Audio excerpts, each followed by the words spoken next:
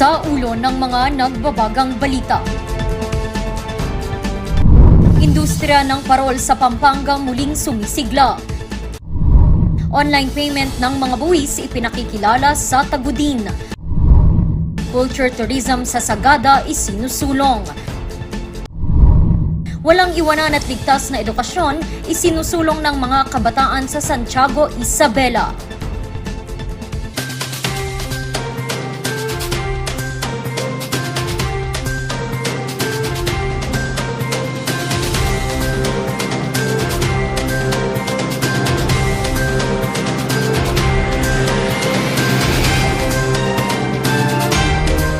Live from the studio of RNG Luzon, this is Luzon Headlines. Naimbaga malam maamyanan na Luzon. Narito na ang mga bago at may init na mga balita. Ipinakikilala ngayon sa bayan ng Tagudin sa Ilocos Sur ang Electronic Business and Licensing System. Makagagaan daw ito sa mga residenteng nagbabayad ng buwis. Silipin natin yan sa kwento ni Charles Limon. Pahirapan sa pagbabayad ng kanyang buwis noon si Ana sa bayan ng Tagudin. Anya, hindi sapat noon ang isang araw para maproseso ang kanyang mga buwis. Pero noon, mahirap noon, sir. Gano'ng kahirap yun? Pabalik-balik ka gano'n. Ano yung mga hinahanap ba sa iyo ng mga...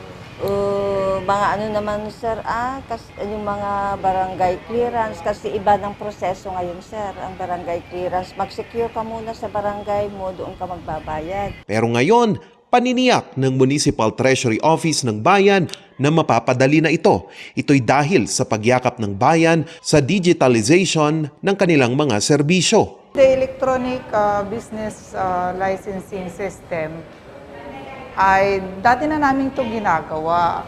So we just, tawag mo doon, pinaganda dahil magiging online na siya. So the constituents or our taxpayers can access online for their renewal and for the application of business. So hindi na sila pupunta rito, pwede na silang mag-online. Sa bayan ng Tagudin, aabot sa halos 1,800 na mga taxpayers ang dumadagsa tuwing Enero hanggang Marso. Kaya dagdag bawas ito sa pila at oras sa pagbabayad ng buwis. Nasa negosasyon na ang tanggapan sa iba't ibang online banking at payment applications. Kung online na magbayad, work out pa namin. Hopefully, ma-implement namin next year. Sa ilalim ng Electronic Business Permits and Licensing System, kailangan lang gumawa ng account ang mga taxpayers at maaaring i-access ang online payment sa website ng EBPLS. Pinag-iisipan na ring isama sa online payment ang iba't ibang bayarin gaya ng real property tax, business permits at iba pa. Bawas ding trabaho ito sa alkalde ng bayan.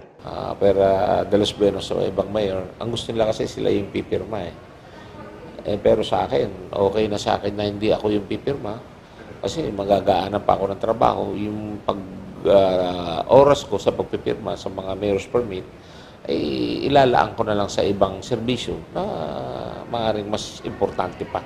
Halo-halo naman ang komento dito ng mga taxpayers. Yun ang mahirap, sir, sa amin na pag online na. Doon kami mahirapan kasi hindi naman lahat ng mga may business marunong sa online. Kaya mabalin mo sa sarta, napaspas tangan ito nga pumilpilan kasi, Ang pagyakap ng digitalization ng bayan ay paniniyak ng pamahalang bayan sa same-day process at same-day release. Part of the Seal of Good Local Governance or SGLG na tinatawag, kasama itong IBOS So nakita nilang kahalagahan, yung mga ibang bayan, talagang tinitignan na rin nila yung IBOS para mapasama rin sila palagi sa SDLG. Balak pang buksan ang digital payment sa iba't ibang serbisyong alok ng pamahalang bayan. Ipinapakilala na din ang digital payment system ng Tagudin sa ibang mga LGUs sa Ilocos Sur upang mapalawak pa ang paggamit ng EBPLS. Charles Nicolimon para sa Luzon Headlines. Industriya ng parol sa Pampanga muling nanunumbalik. May kwento si Jody David. Pasko na naman, kaya ang mga kalsada ng Pampanga muling napupuno ng mga makukulay at naggagandahang mga parol.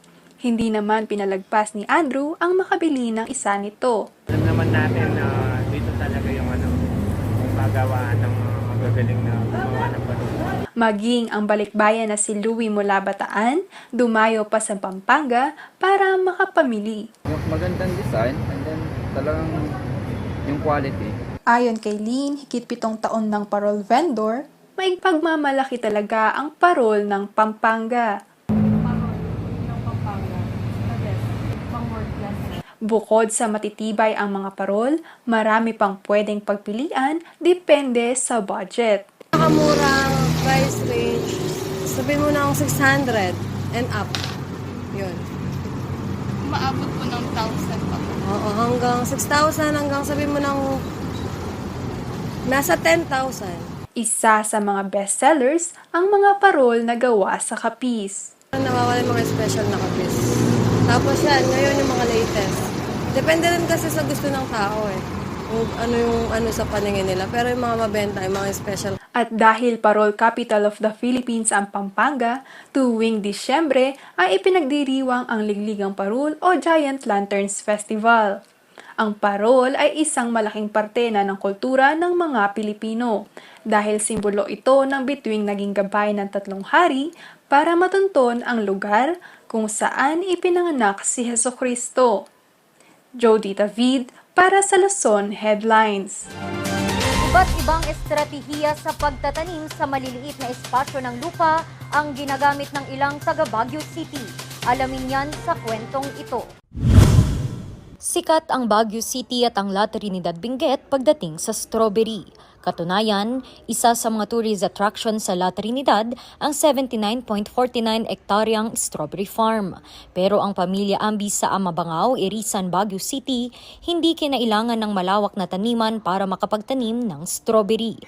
Sa maliit lamang kasing lupain, nakapagtanim sila ng strawberry in layers. Ay galing sa videos ng YouTube, adapted to African ata. Elevated because you could as the yung sinabi nung gumawa, nakakakuan ng using wide area. Pero parang kwan siguro para ma-separate, may separate pati yung fruits ma-separate from insect. Ginagamitan lamang ito ng PVC plastic, alambre at lupa na pinagpatong-patong na tila cake layers. 5 layers ang bawat taniman at may taas itong halos 1 metro. Malaking tipid ito sa lupa at maging sa enerhiya dahil hindi kakailanganing maglakad ng malayo tuwing nagtatanim. Umaabot sa 2 kilo kada 3 araw ang kanilang naaani sa 12 layered na taniman. Sa Camp 7 Baguio City naman, aabot sa 9 kilong kamoteng kahoy ang nahukay ni purifikasyon mula sa riprap na taniman. Tagal na kasi ito, 5 years ago na siya. So, lumaki na siya. Hindi katulad ng iba na after 1 year, pwede nang kunin actually ito after 1 year. Kaya lang, dahil ginawa ko siyang parang pang riprap, kasama sa riprap. So, pinabayaan ko na lang siya. Araw-araw niyang dinidiligan ang mga tanim at nililinis ang paligid nito. Bagamat 5 taong gulang na ang kamoteng kahoy, masarap at malambot pa rin ito kapag niluto. Mabisa rin daw itong gamot sa cancer at tumor. Bukod sa kamoteng kahoy, may iba't ibang herbal medicines at gulay din siyang itinatanim sa kanyang taniman. Bagamat maliit ang taniman, kinakailangan lamang raw itong diligan araw-araw, panatilihing malinis at panatilihing matibay ang pundasyon ng lupa gamit ang mga bato. Randy Guzman para sa Luzon Headlines. Ang bahaging ito ay hatid sa inyo ng King's Vita Plus Animal Feed Supplement. Alagang King's Vita Plus, kikita ka na, aasenso ka pa. Susunod, Culture Tourism balak buksan sa bayan ng Sagada. Yan at iba pang mga balita. Abangan!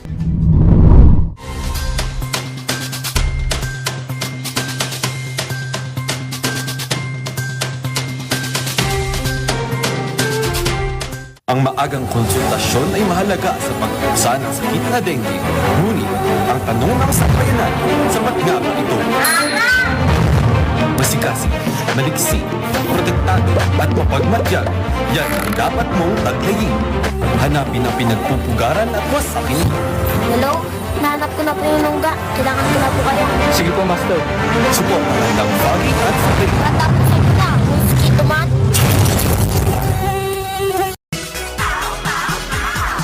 Paulinimen! Masakit ba ang likod, ang kasu-kasuan? Namimitig o masakit ang iyong kalangan? May rayuma, arthritis o nahihilo? May stiff neck, flatulence o masakit ang ulo? Sa Paulinimen, ginhaway, garantisado. Paulinimen, isang pahid ka lang. Dahil walang out sa Paul! Alam nyo ba, mga kaibigan, na ang King's Vita Plus Animal Feed Supplement makakatulong upang mas lalaki ang iyong savings sa pag-alaga ng mga hayop dahil ito sa isang box ng King's Vita Plus Animal Feed Supplement sapat na makapagbigay ng 20 kutsara sa nasabing suplemento. Huwag kalimutan na sa isang kutsara ng King's Vita Plus Animal Feed Supplement, maaaring i-mix ito sa isang galon ng tubig o isang kutsara sa 3 kilo ng feeds at ibigay ito araw-araw. O diba, sa maliit na gastos, subalit mabilis ang pag-asenso. King's Vita Plus Animal Feed Supplement mabibili sa mga Agrivet stores.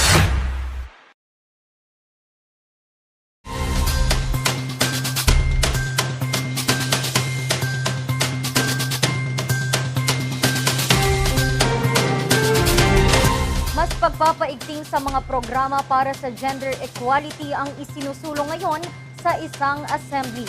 Alamin natin yan kay Sofia Pagaduan. Nagsama-sama ang iba't ibang ahensya ng pamahalaan, mga organisasyon at mga state universities sa isang pagpupulong. Pakay sa pagpupulong ang pagpapatibay ng relasyon ng Philippine Commission on Women at Regional Gender and Development Cordillera sa pagsusulong ng mga karapatan ng kababaihan sa Cordillera. We'll be having again another set of activities wherein we can highlight or we work together in terms of advancing women, especially indigenous women in the Cordillera. Ibinida dito ang aktibong Gender and Development Focal Point System ng Cordillera. Mekanismo ito upang gabayan at itaguyod ang mga organisasyon sa pagbuo at pagpapatupad ng mga programa tungkol sa gender and development. Ilan sa mga naabot ng programa ang tagumpay na laban sa VAUC, pagsuporta sa mga katutubong kababaihan sa loob ng opisina at paglalaan ng budget para sa mga programa sa gender equality. The God Focal Point System here in the Cordillera, I can say that almost all of the local government units and even the regional government agencies, even the state universities and colleges, have already institutionalized their gender focal point system which tiniyak ng Regional God Office ang dagdag pang mga programa tungkol sa gender and development. Inaasahan din ang mas aktibong partisipasyon ng mga kalalakihan. Important also is we have to increase our pool of God resource person, including the capacity building and looking forward men involvement. We are happy, that even if we now have a male, so I think there will be no problem, The chair and the co-chair. So we're in good hands. Yeah, we're in good hands. Ipinaalam rin ang kauna-unahang God Focal Point System Functionality Assessment Tool mula sa Philippine Commission on Women. So we are introducing a tool, pa-plug ko lang, a GMPS Functionality Assessment Tool today. This is the first time that we are introducing this to an assembly like this. So again, another first for Cordillera. And we hope that we will continue to have gatherings like this to talk about issues na napaka-init. Inaasahang mas mapapabuti pa nito ang pagpapatupad ng mga programa sa buong rehiyon. Isa pa sa inaabangan sa rehiyon ang sertipikasyon ng Cordillera Gender and Development Resource Pool ngayong taon. Ito ay upang magbigay payo tungkol sa mga gender and development related na issue. Sofia Pagaduan para sa Luzon Headlines. Pinag-aaralan ngayon sa bayan ng Sagada ang pagsusulong sa culture tourism.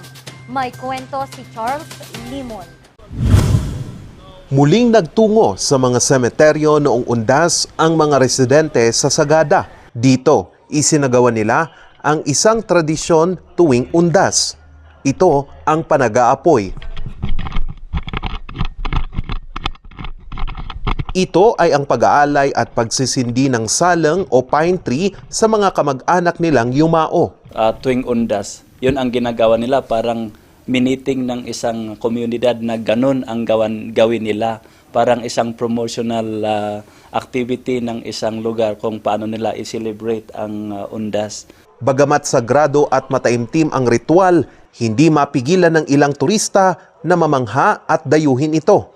Halimbawa lamang ito sa mga diskusyon na pinag-aaralan ng Department of Tourism at Pamahalang Bayan ng Sagada sa balak na pagbubukas ng culture tourism sa bayan. Sagada also is not just for adventure but for culture enthusiasts. Yes, culture tourism encompasses kasi everything that you see, whether it is what you call this scene or all of these that are intangible too. So for those that we can actually appreciate in Sagada in terms of culture, they have already this weaving that they have established for so long. So we have a Sagada weaving area. The pottery too, the pottery in Sagada is also one that has already leveled. Tingin ko, maganda naman yung habang pinopromote natin yung tourism, ganun din sa kultura. Gaya ng example, pag may bisita na dumarating, para ituro nila yung kung paano sila magluluto, kung paano sila maglaba o kung paano sila magtrato sa kanilang bahay. Parang tinuturo yung kultura ng taga rito in relation to tourism. Pero ayon sa Department of Tourism, hindi naman nila ito agad-agad ipapatupad at magsasagawa pa sila ng malalimang konsultasyon. You are exploring burial caves. So we said that we have to be culturally sensitive, and they have said that, well, the presence of the IPMR rep would signal that they have already said yes to this. So all of these burial grounds are now open for tourism purposes. So anyway, if you go into these caves, they have parameters. Noong undas, nanindigan ang pamahalang bayan ng Sagada na hindi bukas sa mga turista ang seremonya ng panag-aapoy.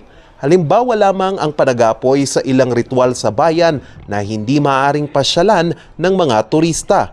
Pero bukas naman ang pamahalang bayan sa ideya at tiniyak na pag-aaralan muna ito bilang respeto sa kultura ng bayan. Katuwang sa pag-aaral ng ideyang ito ang Indigenous Peoples Mandatory Representative ng Sagada. Maliban sa Sagada, tinitignan pa ang ilang bayan sa Cordillera sa paggawa ng Cultural Tourism Circuit sa Cordillera. Charles Nicolimon para sa Luzon Headlines. Mga kabataan sa Santiago, Isabela nagturo para sa mga kabataang hindi kaya ang distanced learning. Ang kwento susunod na.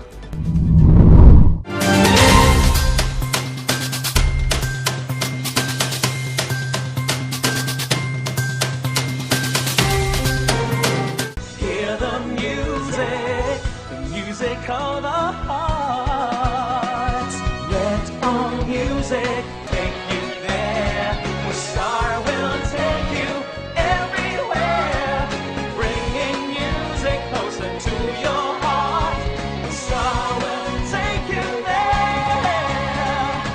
Sa milk ng batang 90s, tara't atin ang itrahay. Ang batang 90s milk tea, di ka magsisisi, promise. Sa milk ng batang 90s.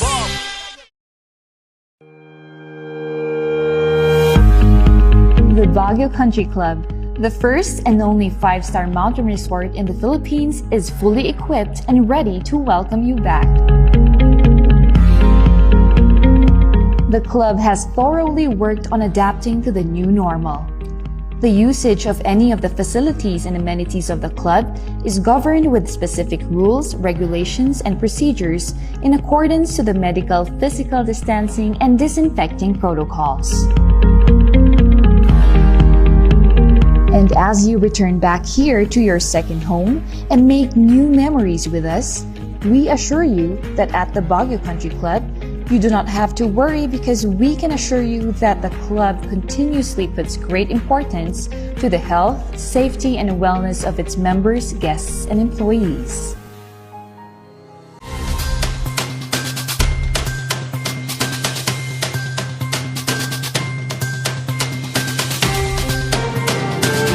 Bayanihan para sa edukasyon ang ipinakita ng ilang kabataan sa Santiago, Isabela. Atin yan silipin sa kwento ni Sofia Pagaduan.